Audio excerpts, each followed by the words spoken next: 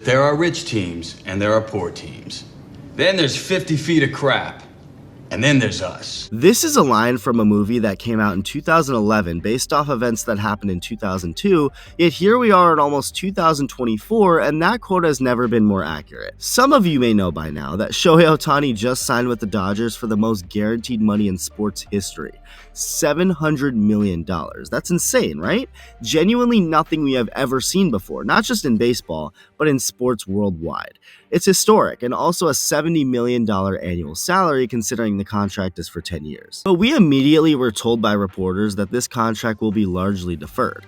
The word unprecedented was used to describe how crazy the deferrals were going to be, aka the money coming in after his contract rather than what he'll be getting during these 10 years with the Dodgers. I feel like most of us kind of brushed that off because we were all just so shell-shocked by the $700 million.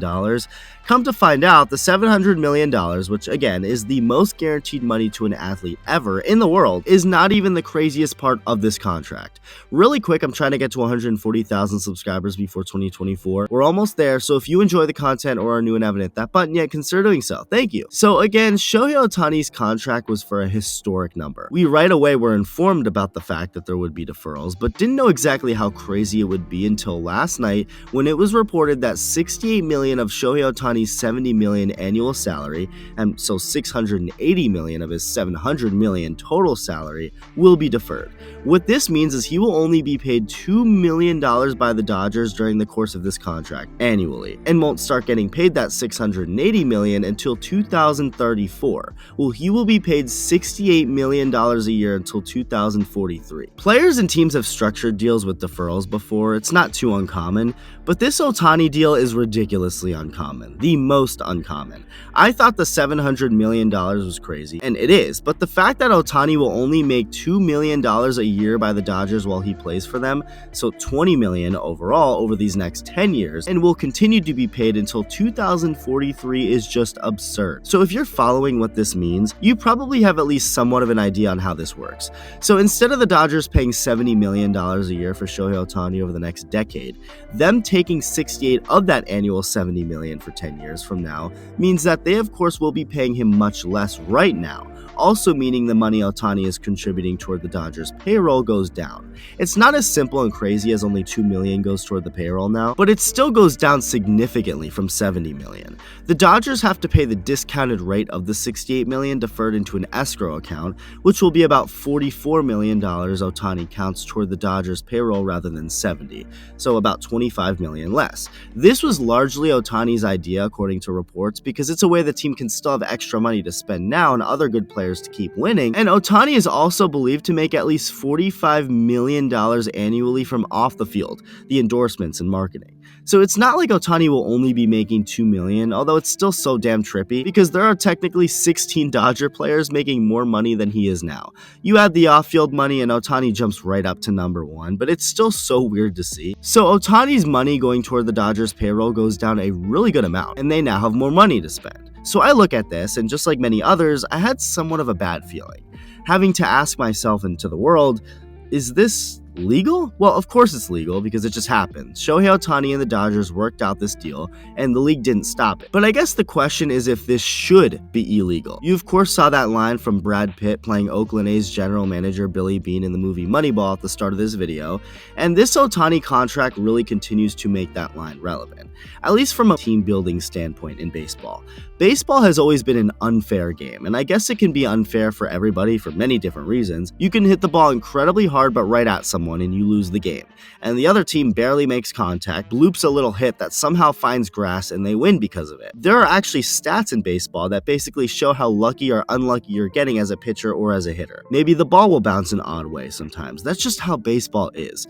But I'm referring to unfair in the sense of money and team spending. There have always been the big market teams that spend a lot, get the best players, and it becomes very top heavy as far as who has the most expensive players in baseball. The Yankees were the first team to be this, and the number of teams being called big markets has grown as the years have gone on, but there still remain the small market teams, the ones who don't spend because they don't have as much money and or the owner just doesn't want to spend much money. As a result, like in Moneyball, when Oakland loses some of their best players, these teams have to become creative and find ways to win other than just paying for the best free agents. And now you see Shohei Ohtani's contract, and it just adds such a juicy piece of baseball lore and to the conversation of how unfair it is as far as spending money. The Dodgers, a big market team with expensive players, just went out and spent the most money any sports franchise in the history of the world has ever spent, yet found a loophole around it so they can still actually spend less while getting other expensive players as well.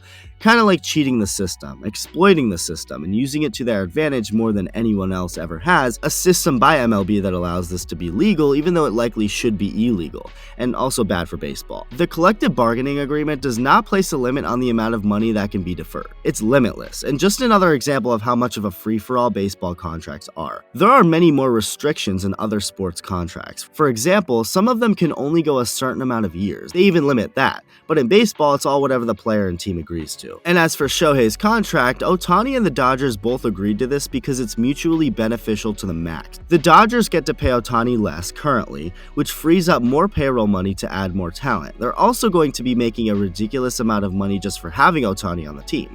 So ticket sales, merchandise, marketing, ad deals, everything. The $68 million annually that they will eventually have to pay to Ohtani starting in 10 years will also be worth less than what it is today due to inflation. So it also won't even be as much money to them. And even more so when you see the fact that the Dodgers will be earning interest from the $680 million they will be holding over these next 10 years to start giving Ohtani afterwards. So they will be holding on to $680 million that will be less in value when it's time to start giving it out, and will also get to keep that money that they make in interest from the $680 million. In other words, paying Ohtani $68 million a year every year for 10 years, starting in 10 years, will be easy as hell. As for the benefit Ohtani himself gets, he will be making at least $45 million a year going forward from endorsements alone. He gets to be on a team that continues to have the luxury of spending money on other stars to help win, and even though that $680 million will be held for 10 years and valued less in 10 years, it's a genius way of handling it via tax purposes. Because if Ohtani is not living in California once his deferred payments start in 2034, he will not have to pay the crazy California taxes on them. I mean, just everything about this is almost too perfect for the Dodgers and for Shohei. And if you make the argument that any player could work out a contract like this and put forth at least a good chunk, if not all of their money to receive in the future, that's not exactly something anybody would want to do, considering nobody else is like Ohtani and can make as much as he does on off-the-field endorsements. You also have this tweet from another big leaguer himself, Brent Rooker, giving his thoughts, saying that he's watched too many post-apocalyptic movies and shows to defer any money that far into the future. And then in parentheses, he says, "I'm also not good enough at baseball to have the option to do so." Brent Rooker is a great follow on Twitter, by the way. Awesome and funny dude. Anyway, Ohtani being the once-in-a-lifetime superstar he is, no other player would feel comfortable doing this with their contract. So again, it benefits both parties and also really exposes the disparity between teams in baseball as far as signing big name players goes. I would bet Major League Baseball and the Players Association will be discussing this in the next collective bargaining agreement negotiation, if stuff like this should be allowed. But whether that changes or not in a few years from now, this is how it is for Ohtani's contract, even if it probably should be illegal.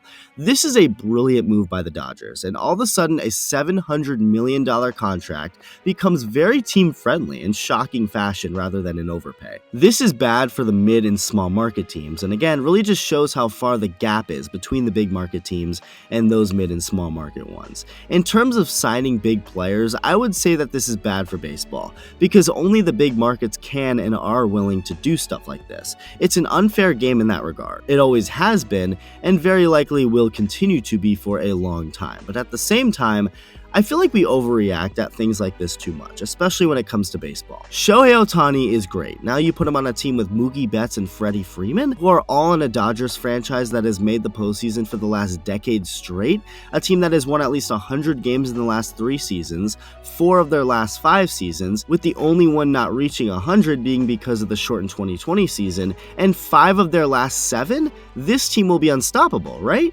Well, even if a lot of us get amped up in an excited way because say you're a Dodgers fan and feel they will be so good, or in a negative way because you hate the Dodgers and feel they will be too good, either way, nothing is set in stone. We have learned time and time again as baseball fans that baseball is the most unpredictable and random sport that there is. I just went over how successful the Dodgers have been over the last decade, how many 100-win teams they've had, yet they only have one championship to show for it, 2020, a year that has an asterisk next to it for obvious reasons. And it's not a Dodger thing. Whoever else would have won that year also would have had one, considering how different of a year it was compared to every other normal, more legit season in baseball history. The Dodgers go to the playoffs every year as the heavy favorites, only to lose in the playoffs. Like I said, they now have had 3 straight seasons of winning at least 100 games, yet each of those 3 seasons has ended because they lost to a team with 80-something wins in the playoffs.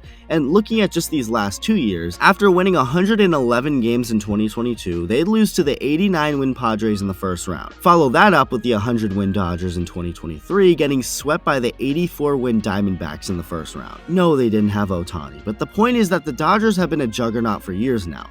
They have by far blown everyone out of the water when it comes to putting themselves in the best position when playoff baseball arrives, yet they never go all the way. There have been a number of memes on the internet about how the Dodgers will win a ton of games with Ohtani and everyone else on the team, only to lose to the 85-win Rockies or something in the playoffs, and as hilarious as it is, it's true, that can very well happen. So yes, this contract should be illegal. If the Dodgers, who are already a big market team who spends a ton of money and has superstars, give Shohei Ohtani, the greatest athlete in world history, $70 million, they should just have to pay that $70 million toward the payroll. But because of this insane loophole that's not restricted by the league, they were able to make it into a team-friendly contract, save a ton of money, and continue buying other star players. The gap between the rich and poor continues to widen, and that part is bad for baseball. But this also guarantees nothing. Who's to say the Dodgers won't go to the playoffs with 120 wins next year? Ohtani and Mookie are the co-MVPs, Freddie Freeman is killing it, all just to lose to the 85-win Rockies. That could genuinely happen. Baseball is and will continue to remain as the most competitive and random sport there is among every team, even if the money side of things isn't very competitive among every team. So in a way, it balances itself out. There's no lock for a World Series title in LA. There never will be a lock for a title for any team ever. Nobody ever has a clue what will happen, and that will always be the case no matter how talented on paper and rich a team is. Although I do agree that baseball eventually should fix this kind of thing, because when it comes to the big market spending and then everyone else, it's incredibly unfair, which is why the Ohtani contract and the structure that it has should not be allowed. Let me know what you think. Thank you for watching, and I'll see you in the next video.